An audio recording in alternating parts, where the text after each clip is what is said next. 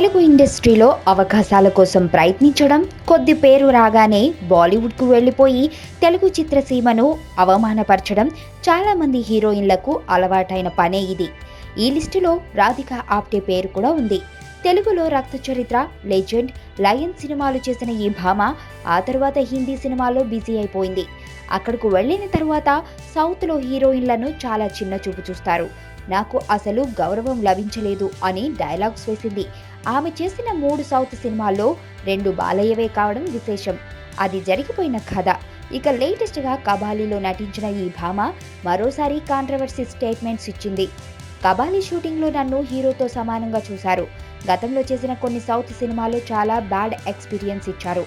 ఇక లైఫ్లో సౌత్ సినిమాలు చేయకూడదనుకున్నాను, కానీ రజనీ సార్ సినిమా కాబట్టి చేశాను. షూటింగ్ టైంలో నన్ను కూడా ఆయనతో సమానంగా ట్రీట్ చేశారు అంటూ మళ్ళీ ఇండైరెక్ట్గా బాలయ్యపై కౌంటర్లు వేసింది.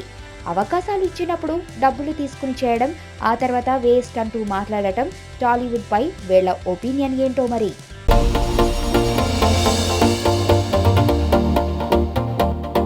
ఇక్కడున్న రంగులన్నీ నీలోనే ఉన్నాయి. నలుగురిలోకి వచ్చి చూడొచ్చు కదా.